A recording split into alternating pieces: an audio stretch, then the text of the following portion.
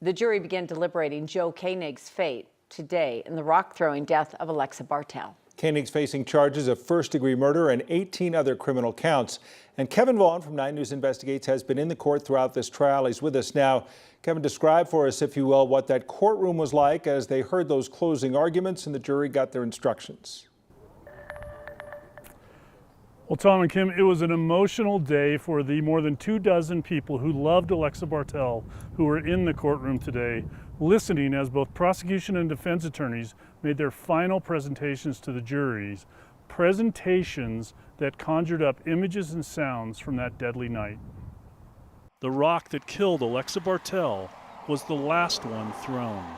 Before that, there had been other rocks and 9 other victims who survived. The defendant's attacks were frequent. He did this over and over and over and over and over and over and over and over and over until Alexa Bartell's life was over.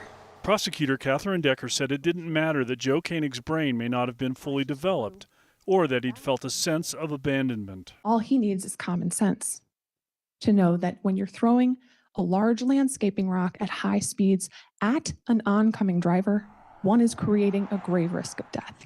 Defense attorney Martin Stewart needed less than 20 minutes of his allotted hour to make his points, that what happened was a crime, but one with no intent to hurt anyone. When you hear the evidence of whooping and smiling, that's horrible to hear. And it's obviously horrible for Alexa Bartell's family to hear. But you guys have a job. The job of setting aside sympathy and rage and deciding what the evidence shows. Return verdicts of guilty on manslaughter and attempted manslaughter, because that's what Joe Koenig did. With the burden of proof, the prosecution got the last word. Bryn Chase began by setting the rock that killed Alexa Bartell in front of the jury, then took them back to what happened along Indiana Street on April 19, 2023. The sound. Explosive. One big boom.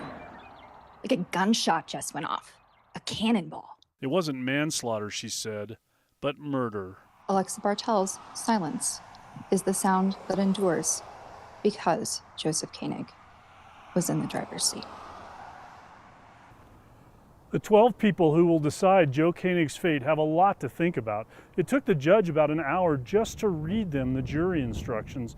And once they began deliberating, they've got those 19 separate criminal charges to consider. And there are 2 or 3 lesser charges on each of those counts that they also have to consider. Live in Jefferson County, Kevin Vaughn, 9 News. Kevin, you pointed out yesterday the defense is not denying that he was involved in this. They're giving them the argument that maybe he shouldn't be convicted of first-degree murder. And you have said this jury has been very attentive, been listening to both sides. Very attentive, and so there were people this afternoon wondering if, how quickly we might get a verdict. But just based on my observations, they took this very seriously. So, it's not surprising that with all they have to consider, they are still out this afternoon after, about 4 hours now. Yeah, all the evidence, all the charges, but also what is at stake with this case as well. That is a lot. Kevin, thanks again for covering this for us and bringing us up to date.